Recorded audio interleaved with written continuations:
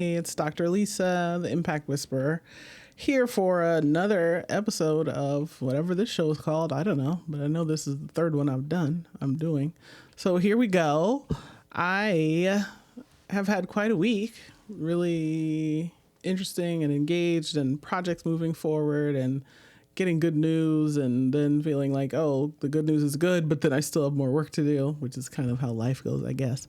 But it's been a positive week. I feel happy about what we've got done and really thinking about what success, personal success means. I have never been one, although, you could say like the degrees I've gotten and the jobs and things I've worked at and owning my own company business have been like traditional trappings of success. But I have to say that along those pathways, the thing that's always guided me is following the things that are of interest to me. So I studied things that were interesting to me. I created topics that were interesting to me. I pursued work that was interesting to me and created projects even in a corporate research environment that were things I could be proud of, that really represented sort of my unique approach to the work. I think probably to the detriment of my advancement, if I'm just being honest, in that research, nonprofit research shop that I worked in for such a long time. But I didn't care, partly because I never wanted to run that place. I was like, I knew pretty early on that that wasn't a path that was interesting to me. But also, my satisfaction in doing work to my own standard of what is good and what is important to look at matters.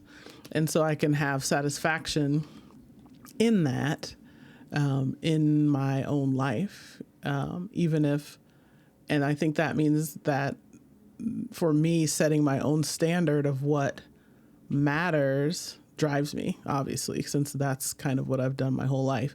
I think that's where I am now, again, sort of as a person who had a job, quit a job, started a business, quit a business to start another business.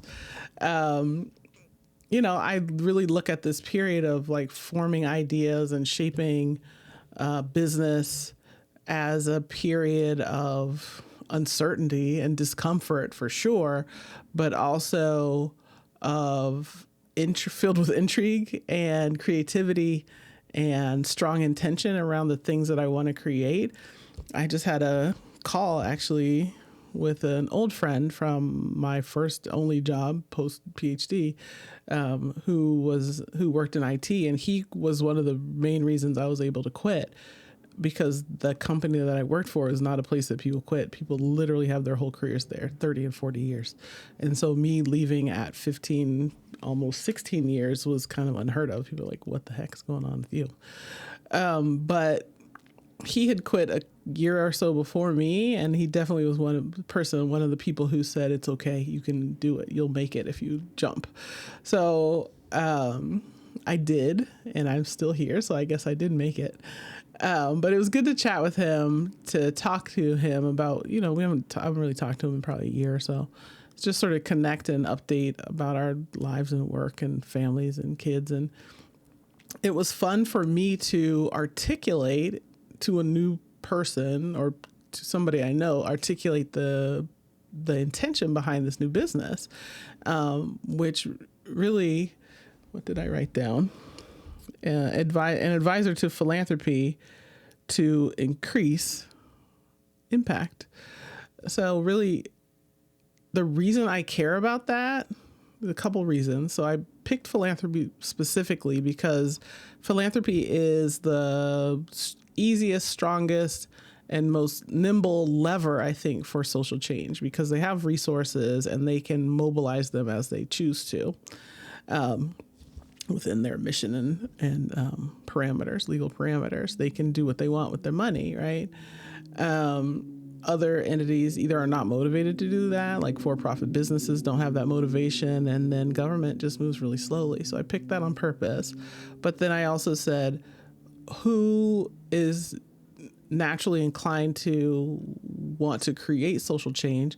And social change program, policy change, that kind of stuff, not for their own sake, but really because people's lives are on the other end of this. Like when I began working in social policy, I definitely was super naive. I left graduate school having written a strong dissertation that was qualitative, sort of explaining how people live and how challenging it is and how sophisticated you have to be poor in America.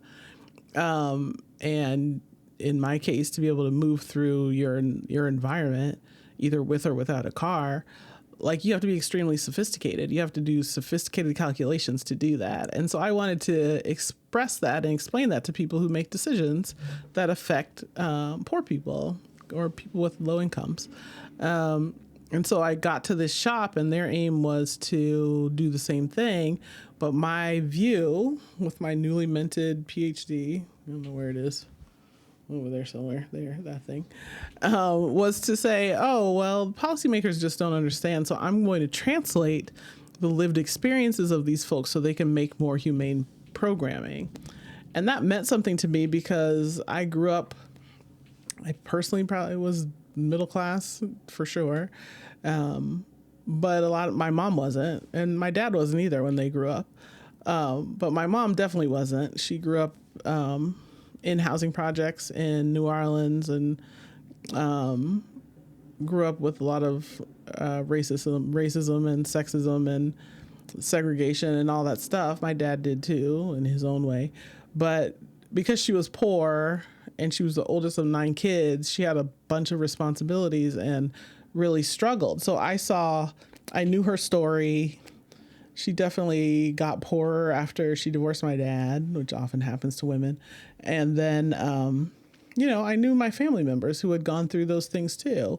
And so to that degree, it was very personal to me to write about that, that's, what motivated me to look at poverty as opposed to race or gender or something else. Because first of all, poverty crosses ethnic and gender lines, racial and gender lines. It may hit some people more, it certainly does, but all sorts of people are poor and have to deal with living in America in that state and in that condition.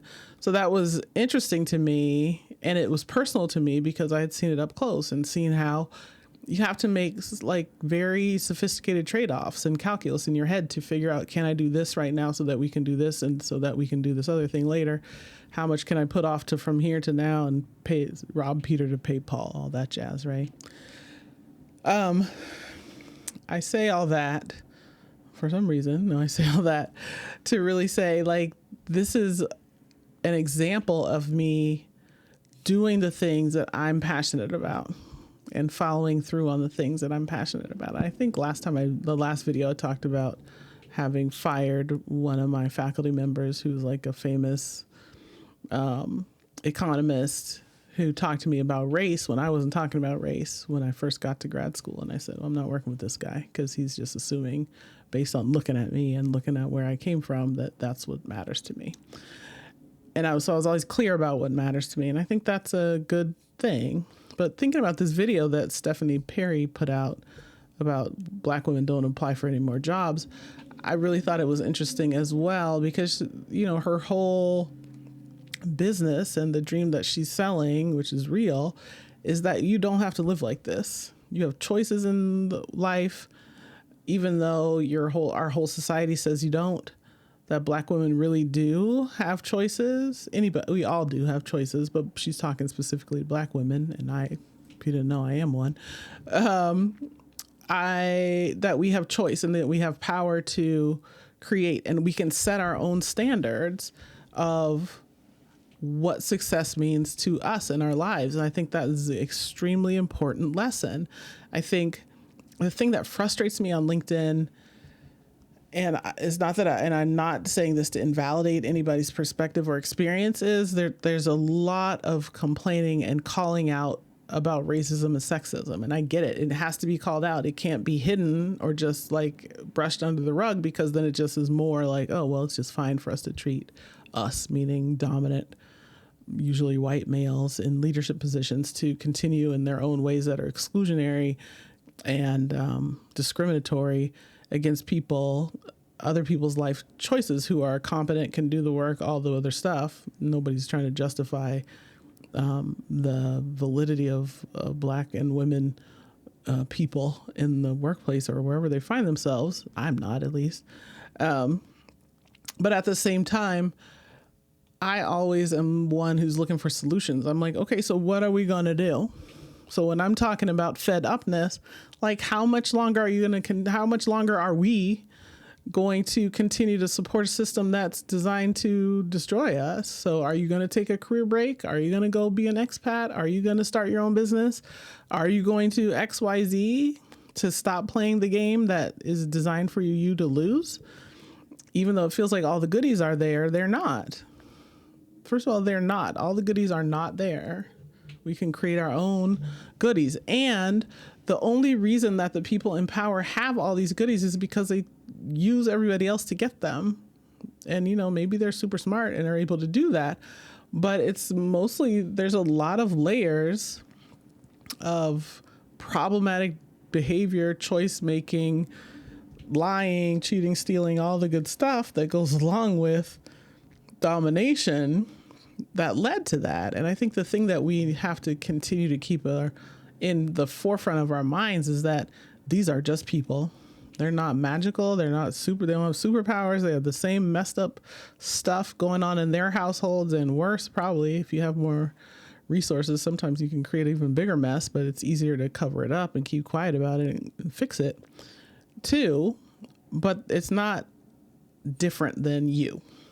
I mean, I think that's one of the important things that I like to share with people, that the people that you see in power, the people making decisions that affect your life, when I'm thinking about a talk I have coming up with college women about voting, I wanted to really convey to them that they have power in their own lives. They can create for themselves from their point of view, for themselves, for their own lives. And I think that sort of empowerment is critical for all of us who feel disempowered in any way to feel again. So when I think about my business model or training model, which is part of centered leadership, it does have to first do with looking out of your own eyes at the world and saying to yourself, does this work for me or not? And if it doesn't, then what do I want to put in its place? Because we can complain, we can call out, we can protest till the cows come home. And those systems are in place to ignore all that, to damn all that, and continue doing what they want to do. But they can't continue to do what they want to do if we're not playing in that game and in that party. And I just want people to feel empowered around that. So that's one thing I'll say. And then, the 4 parts of centered leadership are inquiry. So are we asking the right questions? And you can apply that on an institutional level, organizational level, and then also on a personal level. You can look at your life and go, I don't like this. What is it? Why is it this way? And really do some inquiry to say, it's this way because of XYZ, not because of this thing on the surface that I think is a problem, but the things underneath. And do I believe that I have the power to change that is something that's important to have sort of in there. After inquiry, after you ask that question and try to get to that root cause of what is this problem in your organization, in society, in your household, whatever, and then going from there and saying with intention, so intention is the second pillar of centered leadership, really, what am I committing myself to changing? And can I commit myself, my beliefs, my thoughts about this, my understanding, my commitment to making something different? Let me put my stake in the sand to say, this is what I am intentionally changing, and being really super clear about that. And again, damn all that people who say you can't around your intention, because your intention matters. It's a very powerful thing. Third is imagination. And imagination has to do with visualization, has to do with creating mental pictures in your in your head and writing down your ideas about how this thing that you want to change can be different. So, but being free to imagine outside of the very present in your face, what isness of life. Don't call me. I'm not talking to you, whoever you are. And so that imagination is really the source of your ability to create something new. So you can ask the right questions. You need to do that. You can say, yeah, I want to change and here's how. And then really flesh out in your mind, what does that look like, feel like, smell like, taste like, sound like, feel like mostly, to be in that space where things are different. How is it? What are the details of it? How do I build a plan backward from that vision of something different to where I am right now to get to that, to just step on the path towards change and transformation. So really empowering people to be imaginative, either in their own lives, in their own careers, or in their organizations and communities, I think is certainly the third critical part of centered leadership. And then the reason I call myself the Impact Whisperer is just that, like, let's make a dang difference. I held myself back from cursing. I'm so proud of you, Alissa. Let's make a difference. We can do this. Let's make a difference. Let's commit to doing something new and different and making sure that what we do matters, has an impact, makes people's lives better, changes our lives for the better.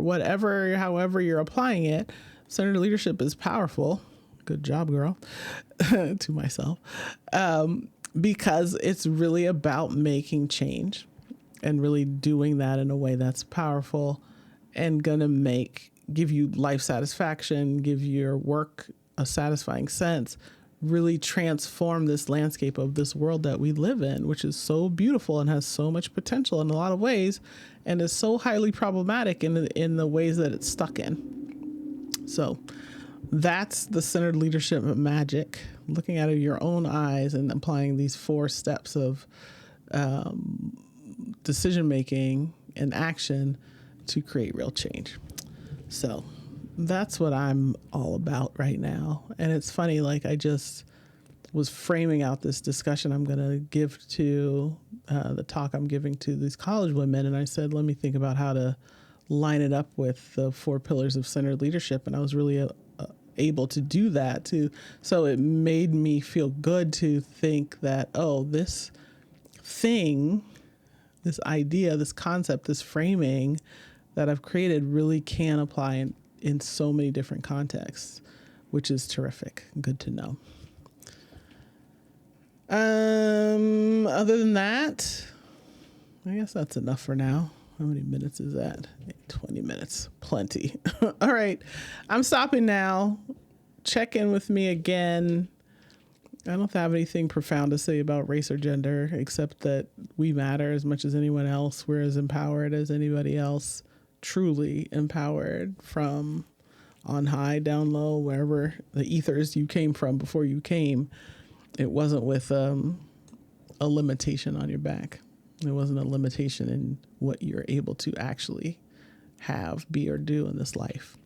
So take that with you, my darling. I appreciate you so much, and I'll see you next time I feel like recording one of these. Hopefully very soon. Bye. Oh yeah, like and subscribe and share.